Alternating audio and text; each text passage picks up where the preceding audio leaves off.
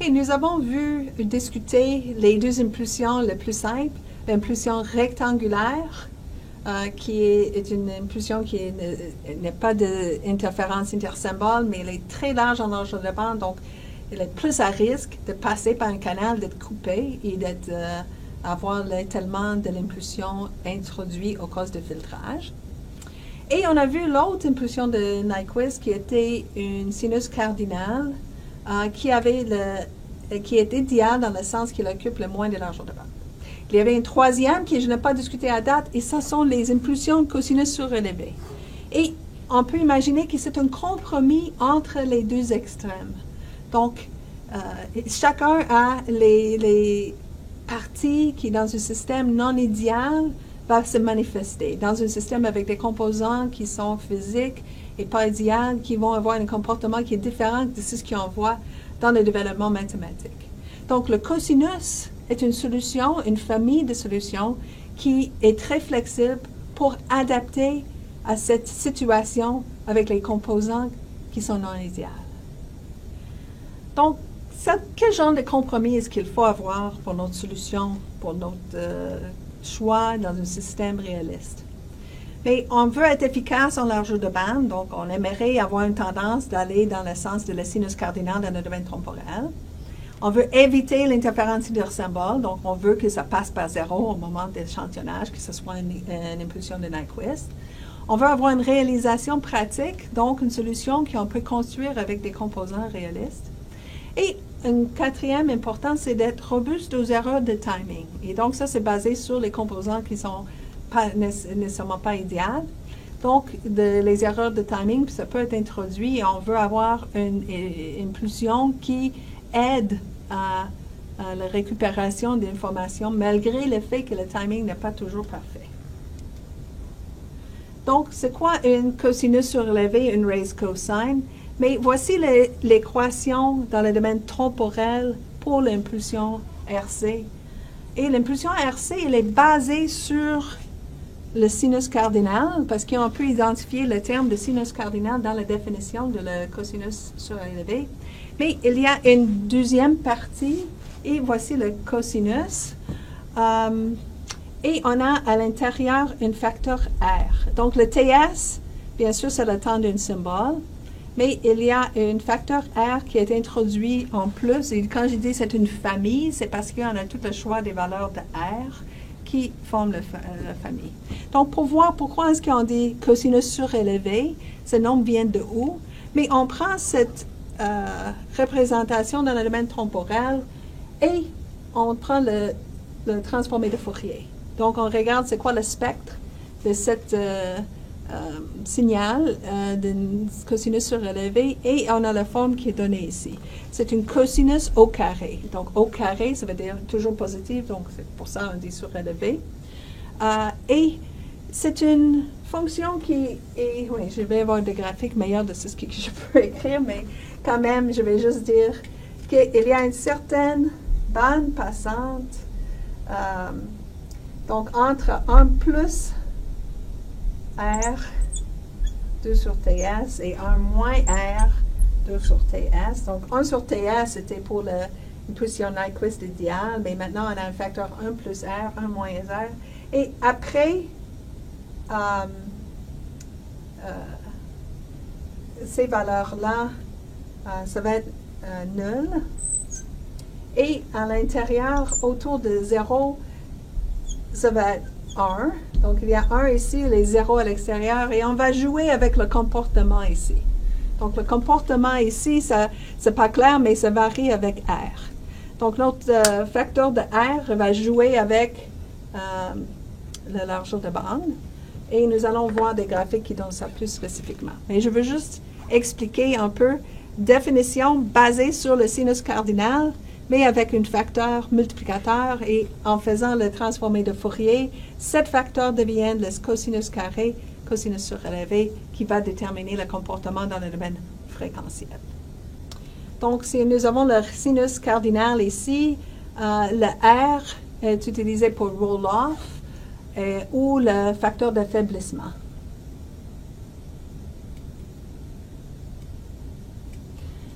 Donc, voici les graphiques dans le domaine fréquentiel et dans le domaine temporel. Donc, ici, fréquentiel, ici, temporel. Et différentes courbes se représentent différents facteurs de R. Donc, on va commencer dans le domaine fréquentiel. Pour le cas de R égale à 0, R égale à 0, nous avons le rectangle. Donc, R égale à 0, ça veut dire le Nyquist idéal. Donc, c'est où j'occupe le moins de largeur de bande possible. Donc, si je remarque dans le domaine temporel, le R égale à 0 sera le sinus cardinal. Donc, on passe maintenant à R égale à 0,5 et 1. Quand R égale à 1, le dernier extrême, donc R est toujours entre 0 et 1, c'est une des restrictions pour la définition. Quand c'est égal à 1, on peut voir que la largeur de bande a doublé. Donc, le minimum à R égale à 0 était largeur de 1 sur T. Ici, c'est 2 sur T. Donc, on a doublé. Et 0,5, on a 50% de plus de largeur de bande. Donc, le R, ça peut comptabiliser la largeur de bande absolue qui est occupée par cette cosinus surélevée. On peut voir une certaine symétrie, que ça passe toujours sur le même point à 1 sur 2t pour le cas R pas égal à 0. Et on peut voir que c'est un peu le temps de décroissance dans le domaine fréquentiel qui change avec le facteur R. Okay. Donc, efficacité spectrale, elle est jugée par déterminée par le facteur R. Certaines R0, c'est le minimum, et R égale à 1, c'est le maximum. En termes de définition de largeur de bande absolue, c'est comme 2 fois. Mais si on regarde différentes définitions de largeur de bande, ça peut donner différents résultats. On passe maintenant dans le domaine temporel. Très important domaine temporel pour voir la robustesse aux erreurs de timing. Nous avons ici pour R égale à 0 le sinus cardinal et ça, c'est là le lobe secondaire le plus important. Plus que R est plus grand, je monte vers 1. À 1, les lobes secondaires sont vraiment minimum. C'est vraiment petit. Et pourquoi est-ce que la taille de lobe secondaire est important? Mais imagine que j'ai fait une zoom sur le temps où c'est une impulsion Nyquist et ça passe par 0. Donc, ça passe par 0 ici, c'est certain. Tout passe par 0 au multiple de temps d'échantillonnage. Sauf que, supposons qu'il y a une erreur de timing, et je ne fais pas le timing exactement à ce moment-là. Je dois, mais je ne le fais pas. Supposons que je suis à côté. Quand je suis à côté, plus que ce facteur d'affaiblissement ici, si la décroissance est lent, plus que l'interférence intersymbole, parce que c'est ça qui va être introduit, je vais avoir un composant qui vient d'un autre symbole, plus qui va être important. Quand les lobes secondaires sont petits, sont tellement petits que quand c'est l'erreur de timing, même s'il y a une contribution à l'interférence intersymbole, ça va être petit. Donc, efficacité spectrale, R0, R égale à 0, c'est très efficace, mais j'ai le lobe secondaire le plus important. Donc, il faut balancer ces deux effets. Je veux être efficace spectralement pour que, quand je passe par un canal, je n'aurai pas d'interférence intersymboles introduites.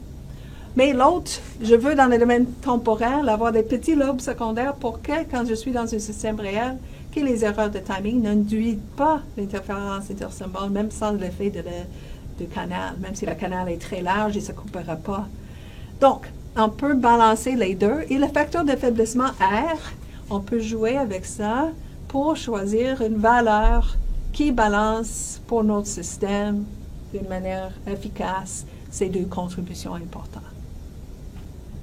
Donc, voici l'envoi d'une séquence de bits et il y a en pointillé le signal original. On voit une 1 suivi par moins 1, 1, 1, moins 1, moins 1. Et nous avons superposé sur ça deux solutions, R égale à 1, R égale à 0.3, pour l'impulsion Nyquist, le cosinus surélevé, qui sera envoyé pour cette séquence logique des bits. On remarque que pour le R égale à 0.3, les dépassements de la valeur maximale va être plus grand. Par exemple, en regardant au moment d'échantillonnage, la contribution d'interférent est toujours nulle. Donc, je passe toujours au niveau de 1 ici, au moment d'échantillonnage, au centre ici et aussi. Donc, tous les moments de bits, les intervalles 1, 2, 3, etc., je passe toujours sur un point précis de 1 ou moins 1, parce qu'ils sont des impulsions Nyquist. Mais quand j'ai l'impulsion Nyquist qui est jaune, c'est différent de l'impulsion Nyquist qui est vert, parce que dans un cas, les lobes secondaires sont petits. Donc, la variation loin de cette valeur exacte de 1 est petite. Mais pour le cas, même juste avec R égale à 0.3 par R égale à 0, je vois déjà que s'il y a des erreurs de timing, l'importance plus importante contribution qui vient de KR égale à 0.3 que le KR égale à 0.1.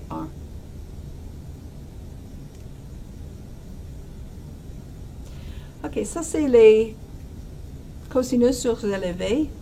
On a le R, le facteur d'affaiblissement, on peut jouer avec ça pour avoir différents comportements temporels et bien sûr dans le même fréquentiel. Mais je veux avoir la forme d'onde qui est le cosinus surélevé à la réception, parce que c'est au moment d'échantillonnage que j'aimerais voir cette forme d'onde. Donc, il faut séparer l'effet de transmetteur et récepteur, parce que j'aurai une filtre pour la transmission et une filtre pour la réception. Et je veux que le résultat cumulatif des deux étapes me donne le comportement cherché au récepteur dans la statistique du test.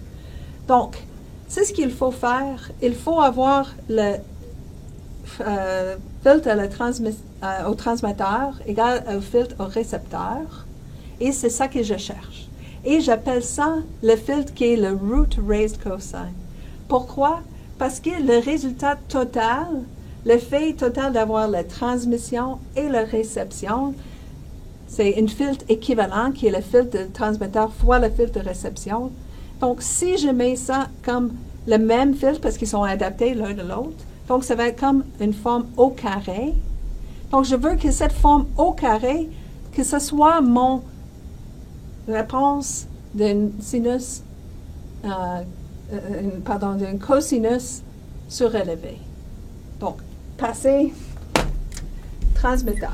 Il faut que je passe par un transmetteur. Après ça, il faut que je passe par un récepteur. Je suppose que le canal est passe-tout. Donc, ici, je vais faire mon échantillonnage et je vais avoir mon statistique du test. Donc, je veux qu'ici, je veux une forme de cosinus surélevé. Donc, qu'est-ce que j'ai besoin ici, à ce point-là, si je veux le RC ici? Mais je veux que le total HT fois HR, que ça soit une forme de cosinus surélevé. Donc, c'est l'équivalent de dire que chacun, parce que chacun est égal l'un à l'autre, c'est comme la racine carrée de ça. Donc, je dis que le V carré de root raised cosine. Donc, quand je le mets au carré, j'ai le signal cosinus surélevé. Donc, voici la forme d'onde pour le root raised cosine. Et maintenant, pour l'exemple, R égale à 0.3.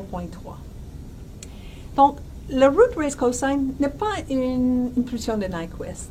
Donc, par exemple, au moment d'échantillonnage, ici, au lieu d'être exactement à le niveau 1, c'est un peu, ça dépasse. Et au lieu de,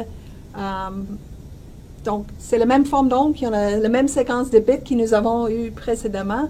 Et avant, le R égale à 0.3 passait toujours par plus ou moins 1 au moment d'échantillonnage. Ici, on peut voir, c'est légèrement différent. C'est pas grave, parce que c'est pas ça, c'est la forme après la transmission. Donc ici, si je fais une observation ici du signal, ça va être de cette forme-là, il n'est pas une impulsion Nyquist. Mais cette fonction va passer, cette forme d'onde va passer par un deuxième filtrage. Et après le deuxième filtrage, je vais retourner à la graphique précédemment et ça va exactement passer par 1 moins 1. Il va être vraiment une Nyquist après. Donc, ça prend 2 étapes.